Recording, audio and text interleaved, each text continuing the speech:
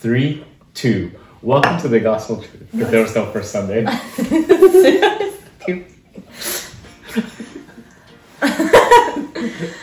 Okay, ready? 3, 2, 1.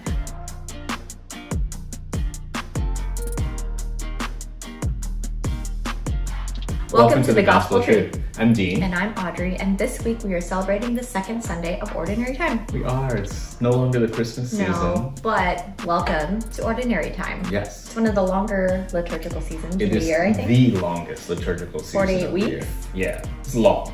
Very long. And then we'll have a nice gap, Lent, Easter, and then we come back after Pentecost. Yes.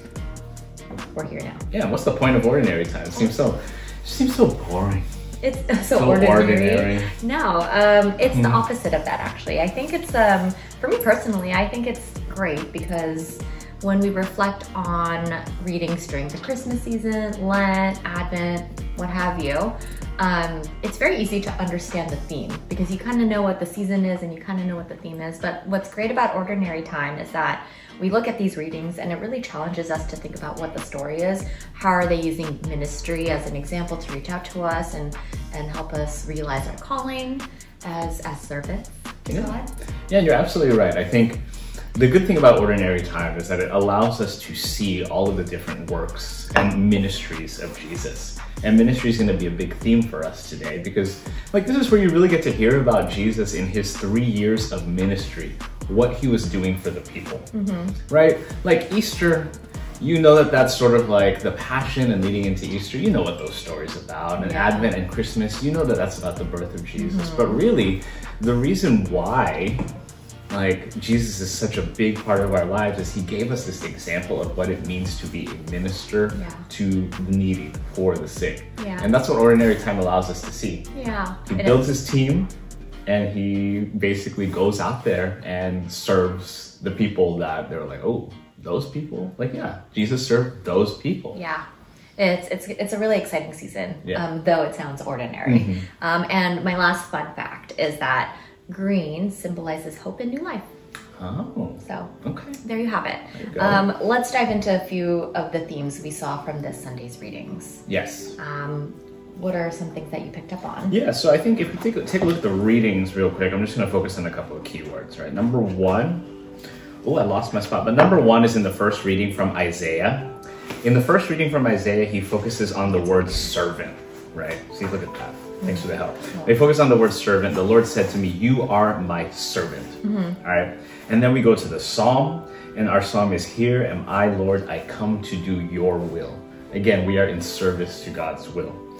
And then in the second reading, we see Paul introducing himself. And as we know, Paul wrote all of these letters that we use as our second reading. Paul, in service to the church, he is calling out to everyone saying, hey, follow Jesus, right? I have this story to tell about my conversion. And then, of course, in the gospel, we see Jesus sort of making his first appearance in public. And John is like, oh, this is who I was talking about. This is the person that's going to baptize with the Holy Spirit. I'm only baptizing with water, but this is sort of where we see Jesus, I guess, kicking off his ministry. So a lot of really big themes here in terms of service and servantism. And so I guess the question we're asking now is, what are the narratives? What are the readings trying to tell us, right? And so how we see it this week is that we have all been chosen by God to serve. So there's this theme around being a servant and being chosen to serve, right? Yeah. And so I guess I will kick off with the whole idea of sort of being chosen to be a servant. God chose us. Yeah, and one of the important things to understand is that being chosen doesn't mean that we now lift ourselves up on a pedestal and say, oh, look at me, I'm chosen. Yeah, God chose me, not you. I'm better than everyone else because I've been chosen. Absolutely not. Yeah, that's actually the opposite, right? Even though us as humans want to be like, wow, you picked me? I must be so special. You're not special, I'm special. Yeah, that's not what it is. No. It's in being chosen, we now have this great responsibility, great power, great responsibility to serve. Yeah. Right? And I think jumping ahead a little bit, Jesus sort of exemplified that the most when he was washing the feet in the Last Supper. Yeah. And everyone's all confused, like, wait, why are you washing my feet? And Jesus is like, no, you got to understand, this is the example that I'm setting for you. You are in service now. Yeah. Like, I am God, I am the Son of God, but I'm still in service to you. There's this humility that comes with being chosen, right? So there's this responsibility and this humility that comes with it. But what's so great is, you know, that means God knows what we're capable of. Like, it's a big deal. Like, it's scary to have so much responsibility and for someone to trust that you will do so much for them, right? But that means God has picked us. You know, God knows what we're capable of. He knows we can do hard things. And sounds like Peloton.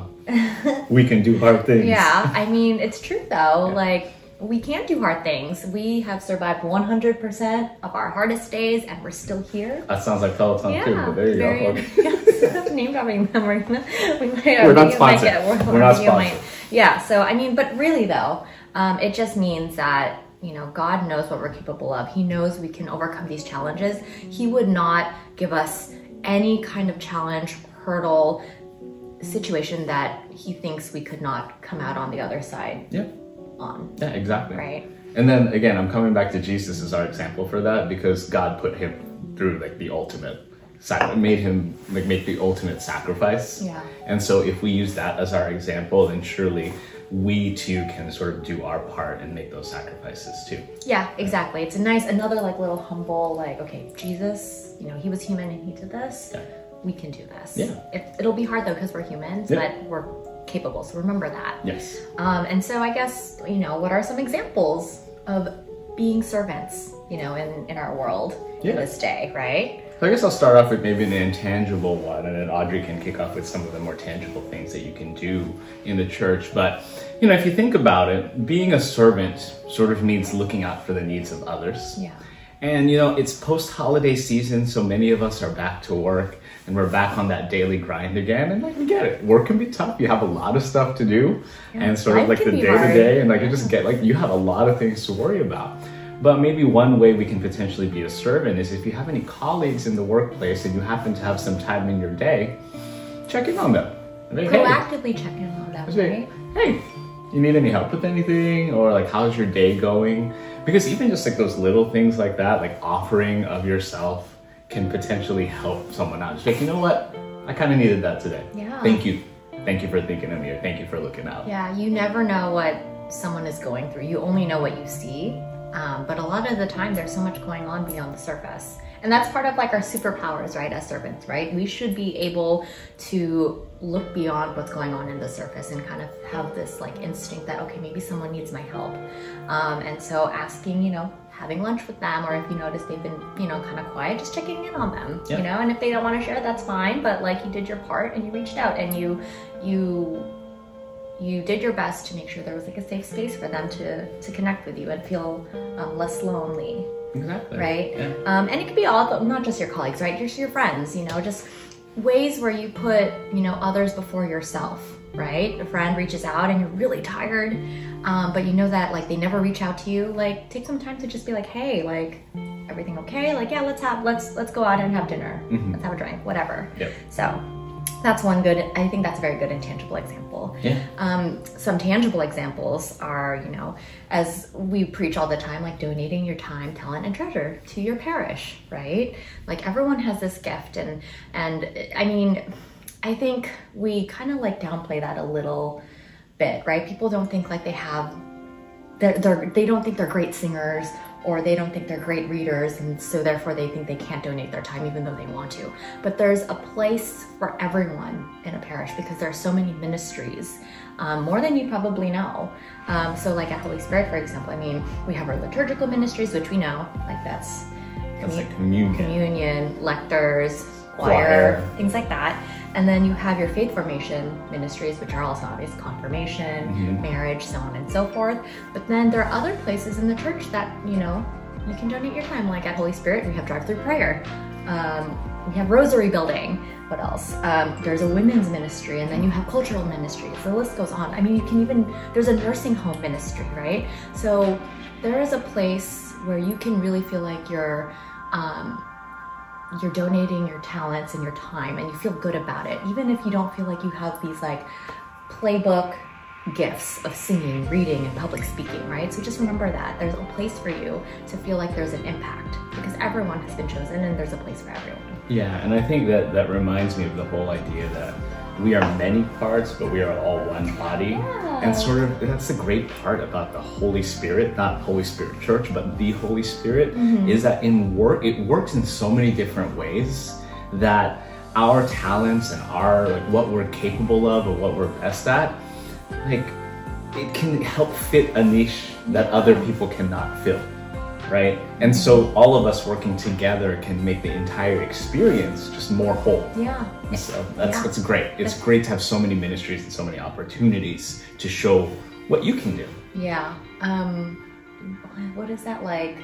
I just think like I agree. Very well said. We're not expected to be good at everything. We need each other as humans, and we need that connection. And so when we come together and like offer what we're best at, then we become like one superhuman community. And so that's basically what we want to like remind you of and challenge everyone to kind of reflect on this week. Really think about, be proud that you were chosen by God, and really reflect on what that means and what your responsibilities are.